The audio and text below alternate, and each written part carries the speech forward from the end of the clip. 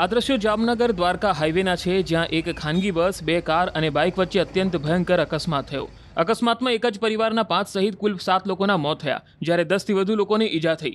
અકસ્માત એટલો ભયંકર હતો કે ઘટના સ્થળે જ 7 લોકોના શ્વાસ થંભી ગયા. રાતના સમયે તંત્ર કામે લાગ્યું અને ઘાયલોને સારવાર માટે ખસેડાયા. દ્વારકામાં પ્રાથમિક સારવાર આપ્યા બાદ વધુ ગંભીર ઘાયલ લોકોને જામનગર ખાતે ખસેડવાની જરૂર પડી. હોસ્પિટલ પર કરુણ આક્રંદ અને ગમગીની વ્યાપી ગઈ. સૌથી મોટી બાબત એ છે કે રોડ પર રખડતા ઢોરના કારણે આ 7 લોકોના જીવ ગયાનું તારણ છે. મળતી માહિતી પ્રમાણે ખાનગી બસ પસાર થઈ રહી હતી, ત્યારે વચ્ચે રખડતા ઢોર આવી ગયા, જેને બચાવવાના પ્રયાસમાં બસના ચાલકે કાબુ ગુમાવ્યો અને બસ ડિવાઈડર કૂદીને રોંગ સાઈડમાં જઈ ચડી અને એક ઇકો કાર તથા સ્વિફ્ટ કારને અડફેટે લીધી. બાઇક ચાલક પણ અડફેટે ચડી ગયો. દુર્ઘટનામાં ગાંધીનગરના કલોલના ઠાકોર પરિવારના 5 સભ્યોના મોત થયા, જેમાં બાળકો પણ સામેલ છે. ઇકો કાર લઈને આ તમામ લોકો દ્વારકા દર્શને જઈ રહ્યા હતા, જ્યારે સ્વિફ્ટ કારના ચાલકને ઈજા પહોંચી છે, જે જૂનાગઢ જિલ્લાના કેશોદ તાલુકાનું હોવાનું જાણવા મળ્યું છે. જ્યારે એક મૃતક દ્વારકાના બરડિયા ગામનો રહેવાસી હોવાની માહિતી છે. અકસ્માતમાં ઘાયલોને ખંભાળિયા સરકારી હોસ્પિટલ ખાતે ખસેડવામાં આવ્યા છે, જેમાંથી 2 લોકોને વધુ સારવાર માટે જામનગરની જીજી હોસ્પિટલમાં લાવવામાં આવ્યા.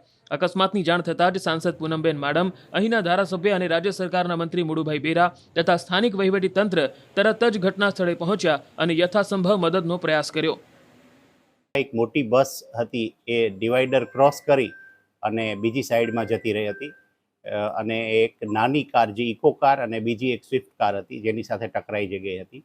તો જેના લીધે જે ઇકો કાર છે, જેમાં કલોલના વતની એવા જે પરિવાર હતું, ઠાકોર ફેમિલી છે, એમના હસબન્ડ વાઈફ અને એમની સાથે જે નાના બાળકો હતા, એમ ટોટલ 7 લોકોનું મૃત્યુ થયેલું છે.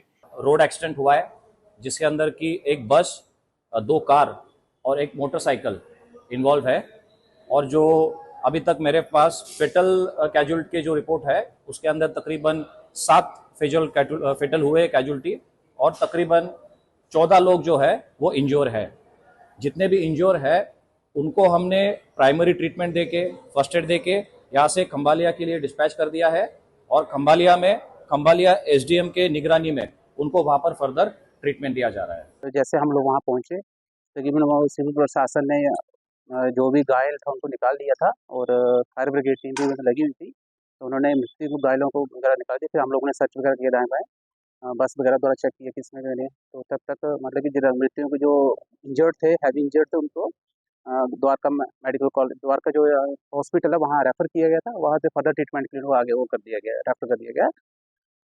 और बाकी उसके बाद जब क्लोज करके रोड क्लियर करके टीम वापस आ गई। सर, ભયંકર અકસ્માત થયો ત્યાં આજે હું દ્વારકામાં જ હતો.